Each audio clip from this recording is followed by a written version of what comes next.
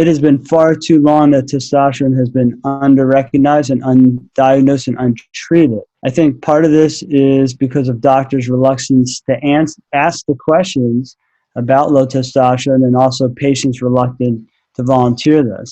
Today I'm going to talk about the prevalence of low testosterone, or we call it hypogonadism, associated conditions, the diagnosis of low testosterone, treatment and monitoring, and special considerations in the treatment of low testosterone, as well as safety and potential cardiovascular risks. So how many men have low testosterone? The U.S. hypogonadism in male study showed that 13.8 million men in the U.S. had hypogonadism. Overall, 38.7% of men over 45 years have a testosterone level less than 300, according to this study. Keep in mind, testosterone does decrease 1 to 2% a year in men over the age of 40. And what you can see from this bar graph is that as men age, the percentage of patients with low testosterone increases. This is another study that shows the incidence of low testosterone. It is a Baltimore longitudinal study of aging. And keep in mind that these are just patients with low testosterone, not necessarily symptomatic patients. And what you can see from this bar graph is in the orange is total testosterone. As men age, the percentage of men with low testosterone increases. Now, the yellow bar is the free testosterone, and I'll go over that in a second. But free testosterone is important because it's the percent that your body can use and function off of. And as you can see, as men age, the percentage of patients with low free testosterone increases even more than those with low total testosterone. Now, the Boston Area Community Health Survey demonstrated that symptomatic low testosterone is undertreated. This study was done from 2002 to 2005. It was a random sample of men aged 30 to 79 years. There were 1,475 men. 24% had a testosterone level of less than 300, which is considered low. 5.6% of these men had untreated symptomatic low testosterone. Only 0.8% were actually treated for their low testosterone. So clearly we are undertreating symptomatic men. This pie chart demonstrates total testosterone as a whole and how it's broken down. Now on the left we have sex hormone binding globulin bound testosterone. Sex hormone binding globulin renders testosterone unusable. As men age, the sex hormone binding globulin goes up, and therefore the free testosterone that your body can use goes down. And you can see only 2% of the total testosterone is free testosterone. Now the albumin-bound testosterone on the right is loosely bound to testosterone, and so some people use this index as bioavailable testosterone in conjunction with the free testosterone. Many of us use total and free to make our treatment decision. Now, the impact of testosterone occurs in all areas of the body. For the skin, it results in hair growth, even balding in some patients. It helps the liver synthesize proteins. It improves bone density and accelerates growth. For male sexual organs, it increases penile growth at a young age and sperm production and prostate growth and function. For the brain, it can change libido, mood, memory, concentration. It increases muscle strength and volume. In the kidney, it does stimulate a hormone that causes increase in red blood cells. And I will talk to you about that later because it is important for monitoring. This is sort of a technical slide, but I find it very important. There are signals from the brain down to the testicles. So the anterior pituitary gland in the brain will stimulate the testicles in the following ways. It releases FSH hormone, which acts on the Sertoli cells to increase sperm production, and LH hormone, which acts on the Leydig cells to increase testosterone production. There's a whole feedback loop here, and basically when there's enough sperm and there's enough testosterone, less of these hormones are released. Now the big thing to understand is if you give external testosterone, in this case testosterone injections, it will decrease the amount of FSH and LH released. Therefore, sperm production will go down and your own testosterone will go down. So at this point, you're getting most of your testosterone, if not all, from the testosterone you are taking. There are many causes of low testosterone. Some are congenital. We typically separate them into categories of primary or secondary. Primary low testosterone or hypogonadism is a result of the testicles' failure to produce adequate testosterone. Secondary is a failure of the pituitary gland in the brain to signal the testicles to make more testosterone. Some causes that I highlighted include chronic opioid use, obesity, and aging. There are many conditions associated with low testosterone. This graph shows the percentage of patients with low testosterone in certain conditions. So patients with chronic opioid use, 74% of these patients are going to have low testosterone. In terms of obesity, diabetes, and AIDS, 50% will have low testosterone. With high blood pressure or hypertension and hyperlipidemia or increase in cholesterol and lipids, 40%. And in erectile dysfunction, 19% of men will have low testosterone. Even though ED is not the purpose of my talk tonight, I just want to talk a little bit about it. So when patients come to me with complaints of erectile dysfunction, I always go over the various causes of the erectile dysfunction. Some can be related to nerve damage, some can be related to blood vessel issues in the penis. An under-recognized cause is sleep apnea. And then there's low testosterone and also psychological factors. What I have seen is that some patients with low testosterone and ED are not necessarily symptomatic. And when you try and treat these patients with testosterone, the erectile dysfunction might not get better. However, patients that are symptomatic, low energy, low sex drive, in combination with the erectile dysfunction, if you give them testosterone, typically the erectile dysfunction improves. I'm going to talk a little bit about the association between metabolic syndrome and low testosterone. Some of you may have heard of this term before, but metabolic syndrome is 3 of the 5 following: obesity, high blood pressure, abnormal cholesterol or lipids, and diabetes, hyperglycemia, and insulin resistance. There's a bidirectional relationship between the metabolic syndrome and low testosterone. So patients with low testosterone are more likely to have these conditions. In addition, patients with these conditions are more likely to have low testosterone. And the reason that metabolic syndrome is important because it can lead to atherosclerosis, heart disease, and even death. Low testosterone is associated with an increase in body fat, decrease in lean body mass, and a decrease in bone mineral density. So let's look at bone mineral density. This is a study of the rate of low testosterone in men with hip fractures. So if you look at the bar with the men with hip fractures, 71% of those men had low testosterone. And in the control subjects without hip fractures, only 32% had low testosterone. And this is important because as men age, there is an increased risk of low bone density. And so men with severely low testosterone or maybe elderly men, I might get what's called a DEXA scan, which is a bone density scan, to rule out any osteopenia or osteoporosis, low bone density.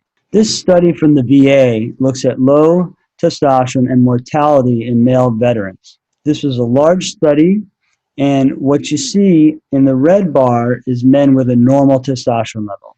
And in the blue bar is men with a low testosterone level. And what you can see is over the 8 years of this study, the survival in men with normal testosterone was higher than that of men with low testosterone. So there is a relationship between low testosterone and mortality. Now, most studies demonstrate that men with low testosterone are at a high risk of dying earlier. There are studies that show that men in the lowest quartile, meaning the lowest testosterone, are at a much higher risk. Studies also show that patients with heart disease or who die earlier are more likely to have low testosterone. So again, there's that bidirectional relationship. Many studies have shown no increased risk of cardiovascular disease or overall mortality with testosterone replacement therapy. There are a couple studies back in 2010 which raised this issue of whether there is cardiovascular risk. However, there have been many studies that have shown that with testosterone therapy, there is no increased risk of cardiovascular disease or mortality. And again, we know that patients with the lowest testosterones have an increased risk of cardiovascular disease and mortality. So there's always a question of whether it's the low testosterone that caused the results in these studies. There are studies that show that mortality can be reduced by up to 50% in men with low testosterone who receive testosterone replacement therapy. Some additional things about testosterone therapy: can result in weight loss, can reduce obesity, it can reverse the metabolic syndrome that we talked about and improve diabetes, and testosterone improves survival in men with type 2 diabetes. Let's talk about diagnosis. There are key signs and symptoms associated with low testosterone. Now, keep in mind that some of these signs and symptoms can be related to other causes, such as thyroid issues, vitamin deficiencies, and it's really up to your primary care doctors to screen for those things. But some signs of low testosterone include obesity, reduced muscle bulk and strength, low bone density, loss of body hair, and infertility. And symptoms could include decreased energy or motivation, depressed mood, diminished libido or sex drive, or erectile dysfunction, poor concentration and memory, which can lead to diminished work performance, and sleep disturbances. Now, the androgen deficiency in the aging male questionnaire, the ADAM questionnaire, is something that we use to screen for low testosterone. There are 10 questions to it. 1, do you have a decrease in libido or sex drive? 2, do you have a lack of energy? Do you have a decrease in strength and or endurance? Have you lost height? Have you noticed a decreased enjoyment of life? Are you sad and or grumpy? Are your erections less strong? Have you noticed a recent deterioration in ability to play sports and exercise? Are you falling asleep after dinner? And has there been a recent deterioration in work performance? Now, a positive result for this questionnaire is defined as yes to the questions about libido and erections or any other 3 questions. So what is considered a low serum testosterone? Total testosterone less than 300 is considered low by the Endocrine Society.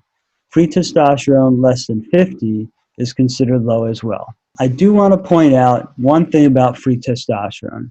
As I said before, we often look at this because it is the testosterone that can act on your body. Now, there may be some men with borderline low testosterone who have a low free testosterone and are symptomatic, but insurance companies often won't cover patients for testosterone therapy unless the total testosterone is less than 300. Insurance companies do not look at free testosterone. In terms of diagnosing low testosterone, to put it all together, we look at the signs and symptoms, the ADAM questionnaire, and laboratory tests. We obtain 2 total testosterone levels early in the morning. Testosterone peaks early in the morning, so that's when we want to test it. Some of us do look at free testosterone. If the testosterone is less than 150 or half normal, I do look at the pituitary gland and check prolactin. Some people can have benign growths in the pituitary gland in the brain, which release prolactin and suppress testosterone. And so when the testosterone is very low, we consider an MRI of the pituitary or the brain. Some patients need to be evaluated for iron saturation. Now let's talk about treatment. I'm going to talk about the testosterone therapies. I won't go into the dosage so much. We can save that for the Q&A. Suffice to say that all these products have recommended dosages based on their clinical trials, and it's up to the provider to determine what's the right type of therapy in conjunction with the patient's desires, as well as what the appropriate dose might be. At the top, we start with testosterone injections. Testosterone enanthate or cypionate are short-acting intramuscular injections. So I have patients inject themselves at home once a week. They can inject it into their upper outer thigh or have their partners inject into the muscle of the hip. Now, Xiosted is a newer formulation of testosterone enanthate in which patients use an auto-injector and push a button which releases a tiny needle into the belly fat, and it takes 10 seconds to inject. I think that this is a great method of delivery, and patients seem to like it a lot more than intramuscular injections. Aved is a long-acting intramuscular injection. So this is something given in the office every 10 weeks. Androgen is a patch applied daily. There are multiple testosterone gels. Some you put on your shoulders, some you put under your arms, some you put on your inner thighs, and this is applied daily. I tell patients, after a shower, dry yourself off, put on the gel, wash your hands, put some loose-fitting clothes over. because you really don't want to have women or children touching the area within 2 hours of application. Striant is a buccal bioadhesive. It adheres to the gum, and this is done every 12 hours. The Testo is an intranasal gel given up to 3 times a day. Testopel are testosterone pellets implanted under the skin. In this scenario, patients come in on average once every 3 to 4 months. They come to the office. We numb up an area around the hip, make a little nick in the skin, and put these dissolvable pellets under the skin. They're about the size of a grain of rice. Put a stitch in, patients go home, might have a little ache, for the most part, very well tolerated. Now, Jatenzo is a new oral testosterone agent given twice a day. I don't have experience giving this in my practice. The company just started to market this as COVID hit, and so I haven't really been able to try it just yet. I want to talk a little bit about testosterone gels. I would say in 2006, there was a study, and testosterone gels were 70% of the market share. Injections, less than that. Patches, even less than that. Now, everything's sort of flipped upside down. The injections outweigh the gels 3 to 1 in terms of prescriptions. In terms of the gels, they all have generics now. If a particular gel does not work, consider increasing the dose. You can consider switching gels. Or oftentimes, if one doesn't work, the other doesn't work. So then you consider changing to an alternative therapy, such as injections or pellets. This is an important slide because it shows the difference in testosterone levels between patches, gels, and injection. The orange bars are basically the peak levels of testosterone with patches or gels. So as you can see, it's pretty steady over time. But these are peak levels. Throughout the day, the levels may actually decrease, and patients may end up actually in the low range throughout the course of the day. However, most of my patients who feel better on gels don't notice this decrease. Now, with injections, there's a peak at about 2 to 3 days after, and then the testosterone level comes slowly down. As you can see, at day 7, testosterone levels are within the mid-normal range, kind of in the sweet spot. By day 14, they're typically very low normal or even low. A lot of my patients complain that between days 10 and 14, they notice low energy, low sex drive, and therefore I have my patients self-administer their injections weekly. Many providers do biweekly shots, but I think that patients have tighter levels and less of a spike if it's administered weekly as opposed to biweekly. This picture tells you everything you need to know. The benefits of optimal testosterone. You can see on the left, the man's happy, he's got a clear mind, he's confident, good muscle mass, healthy heart, strong erections and libido, strong bones. The man on the right, unfortunately, with deficient testosterone, has fatigue, he may have some memory issues, depressed, increased fat tissue, increased risk of erectile dysfunction or low libido, and increased risk of low bone density or osteoporosis. So these are some other benefits of testosterone replacement therapy, and really what you need to know on this slide is just look at the blue bars. There's an increased lean body mass with testosterone therapy, decreased fat mass, improved sexual desire, and improved sexual performance. After I start a patient on testosterone therapy, I see them back in about 6 weeks. We look at the levels, we see how their symptoms are, and then if everything reaches a steady state, then I monitor testosterone levels and sometimes free testosterone levels as well every 6 months. And this is according to accepted endocrine society guidelines. Now the hematocrit, or the percentage of red blood cells in the blood, we check every 6 months as well. A normal hematocrit is less than 50%. Now, if the hematocrit gets up to 54%, there's a theoretical increased risk of blood clots. I have patients stop testosterone for a month, donate blood, and we restart testosterone when their hematocrit's below 50. Now, the patients that I see this mostly in are patients with undiagnosed obstructive sleep apnea. So sleep apnea is when patients snore a lot, they have pauses in their breathing, which decreases oxygen levels in the body, and then the body makes more red blood cells to try and grab the oxygen. And so that's why the hematocrit gets driven up. So many of these patients need sleep studies. The PSA, which is the prostate cancer screening test, is checked yearly unless somebody's at high risk, and we may check more often. Now, estradiol is, in my practice, checked every 6 months, but it is more important for injections and pellet therapy. Testosterone is converted to estrogen in the fatty tissues of the body. So especially with higher doses of testosterone injections and pellets, the estradiol can rise. Now, we do not know the long-term effects of high estrogen levels in men. It's never been studied. If we extrapolate data from female hormone replacement with estrogen, there were some studies that indicated potential higher risk of cardiovascular disease with high estrogen levels. Now, there are other studies which are contradictory to that, and so the best we can say is, for me, I believe we should just keep the estradiol in the mid-normal range so that it doesn't get too high, since there are unknown effects from that happening. Potential adverse effects of testosterone therapy include changes in cholesterol, elevated hematocrit or red blood cells, as we discussed, potential increased risk of cardiovascular disease, heart attack, and stroke. There were a couple studies back in 2010 that raised this issue, and there have been many studies since, as I've told you, that have suggested that there is no increase in cardiovascular risk. That being said, there is a study called the Traverse trial that is going on right now. We may not have results for 8 to 10 years, but it's looking at this issue. Again, there are no 20, 30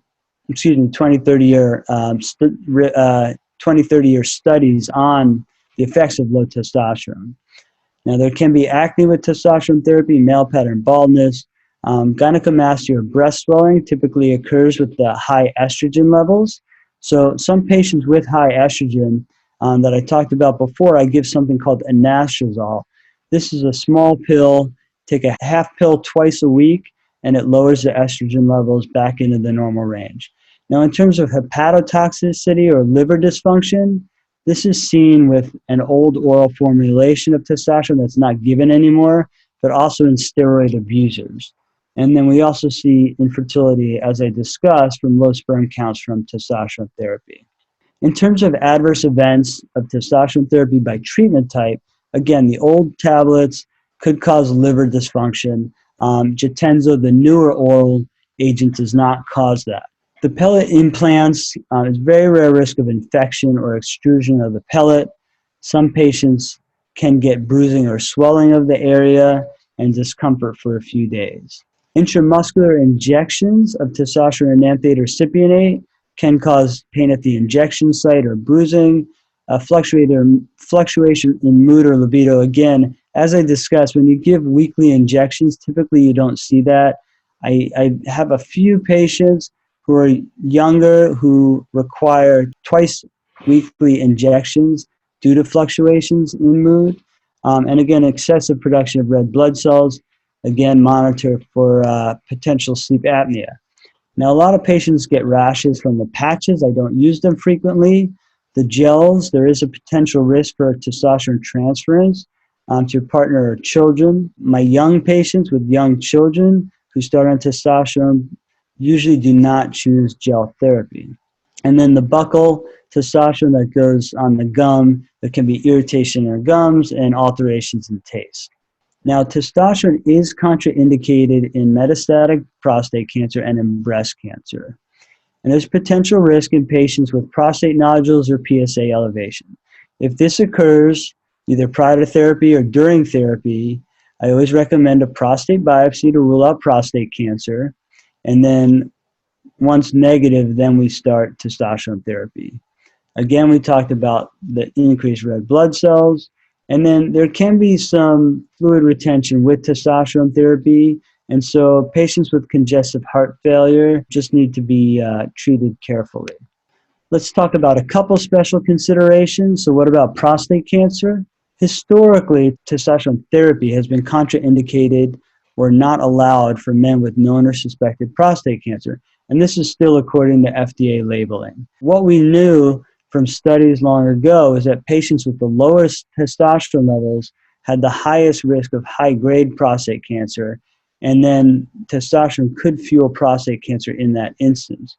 However, Newer evidence suggests that testosterone can safely be given in select patients with prostate cancer, including those treated with surgery, those treated with radiation, and even patients on active surveillance. These are select low-risk patients on active surveillance, but studies have shown no progression in disease or metastasis. Some patients can safely be treated. To date, there is no conclusive evidence that testosterone causes prostate cancer, and PSA values do not significantly increase after testosterone replacement therapy. The prostate cancer rate in 7 published testosterone trials was similar to those in the general population. Now, this slide I always include in my talks because I am trained in male infertility. So what about testosterone in younger men? As I showed you that pictorial earlier about the decreasing FSH with testosterone therapy, there's a decrease in sperm count with testosterone replacement therapy. Some patients go to 0. All of my patients are asked about the desire for fertility prior to starting testosterone replacement therapy. And this is regardless of age. Men are having children later in life now, and you can never assume that a man does not desire future fertility. However, there are medications that are available that can boost testosterone by stimulating the brain to increase a patient's natural production of testosterone, and those do not impair fertility. In fact, they may raise sperm counts. One is Clomid, which is a pill. It's not covered by insurance, about $50 a month. HCG is injections, which you'll get higher levels of testosterone on, but at a much bigger cost, probably these days over $1,000 a month. In conclusion, free and total testosterone levels gradually decrease with age, often to low levels less than 300. Low testosterone can lead to many signs and symptoms, including decreased energy, sex drive, mood, memory, concentration, erections, body fat, and muscle mass. Patients who are more likely to have low testosterone, such as those with metabolic syndrome, diabetes, obesity, HIV, chronic opioid users, should be routinely screened for signs of low testosterone. And testosterone replacement therapy can increase testosterone levels to normal ranges, significantly improving symptoms, and is safe with proper monitoring. Now, while contraindicated for use in men with prostate cancer according to FDA labeling, emerging data suggests that testosterone replacement therapy is safe in select patients with prostate cancer who have been treated or even on active surveillance. Always discuss with your doctor plans for future fertility prior to starting testosterone replacement therapy. And again, there is controversy that exists as to the relationship between testosterone therapy and cardiovascular disease. There are plenty of studies that show that patients with the lowest testosterone have the highest risk of cardiovascular disease. And again, a couple of studies did raise the question of whether it's related to testosterone therapy itself. However, most studies do not support this. Again, studies are ongoing to determine the exact nature of this relationship. Now, guidelines and recommendations exist for testosterone therapy, and care must be taken to treat and monitor patients appropriately. Now, I'm happy to take any questions at this time. This is your moderator, Lisa. Thanks, Dr. Fenig, very much for all the great information. We do have some questions that have been filtering in, so I'll begin by reading a couple that just popped up. We have one gentleman who asks, any thoughts or experience with clomiphene citrate? How long does it take to get the testosterone levels up? So clomiphene citrate is Clomid that I mentioned in the last slide before the conclusions. And clomiphene citrate I typically give every other day in patients who desire fertility because clomiphene citrate won't lower sperm counts. It can be used in other men as well. We don't know the exact risk of long-term clomiphene citrate. It's FDA approved for female fertility. It's not FDA approved in men. However, given the lack of options for men seeking fertility, we often use it. Now, it can be used in other men as well. The levels typically go up to about, 450, 550, kind of what a gel would do. Some patients respond positively to it. Some patients have increased testosterone levels, but no improvement in their symptoms. Okay, great. So the next question that came in has to do with testosterone replacement therapy after prostate cancer, after having a prostatectomy. Can you talk a little bit about that? Basically, the old view was that we knew patients with very low testosterone had higher risk prostate cancer in general, and once you give testosterone, it can fuel prostate cancer. However, the newer thinking is that there's sort of a threshold effect. There's many men that have mildly low testosterone, say at 250, and you bring them up to 450, 500, they feel better, but it doesn't exacerbate the prostate cancer. So we do treat some patients. Not all doctors will, but I will. I will treat some patients who have had prostate cancer surgery or radiation or even on active surveillance with close monitoring. But these are select patients who have had low-grade disease.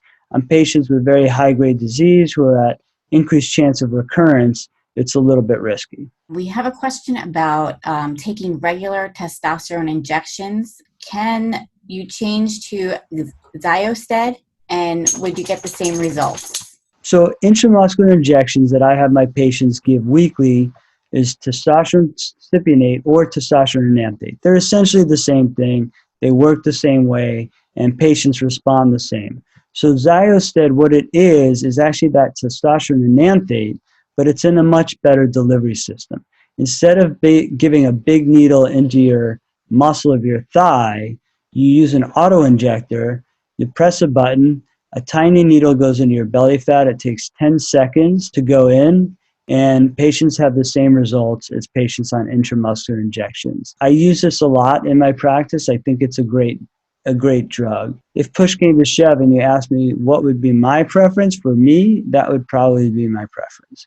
It's once a week, and it's easy. The next question is, does finasteride decrease testosterone levels? So finasteride does not decrease testosterone levels. It's thought to decrease dihydrotestosterone in the prostate, thereby shrinking the prostate, but it won't affect testosterone levels per se, or energy or sex drive. Actually, I stand corrected. There are a small subset of patients in which finasteride does affect their libido.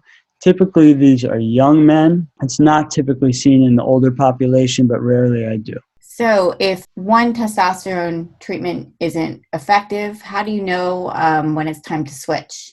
Historically, a lot of doctors, both primary care doctors and otherwise, started patients on gels. Like I told you before, in 2006, 70% of people were getting gels, and now more people are getting injections.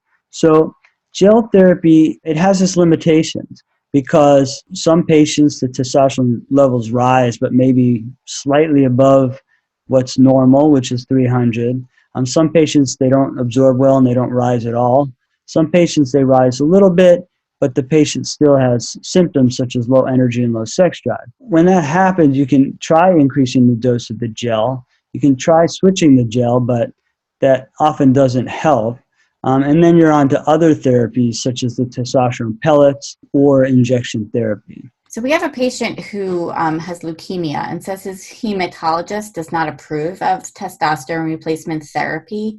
Are there any other options? If you have low sex drive, low energy as a result of low testosterone, then no, the option really is some sort of testosterone therapy. However, patients with leukemia and other diseases may have low energy and low sex drive for other reasons. In those cases, I really do defer to the hematologist and oncologist because ultimately the most important thing is your life. We have a gentleman who has a question about natural ways that someone can boost their testosterone levels and a little bit of information about what the impact of diet and exercise is on testosterone levels. It's a great question, and it's the hardest thing to change. But yes, diet, exercise, weight loss, particularly aerobic exercise, all can lead to loss of weight and increase in testosterone. Patients can maybe increase by 50 or 100 points sometimes. And especially in this day and age, there's a large percentage of patients have obesity. If you slim down, your testosterone is going to go up.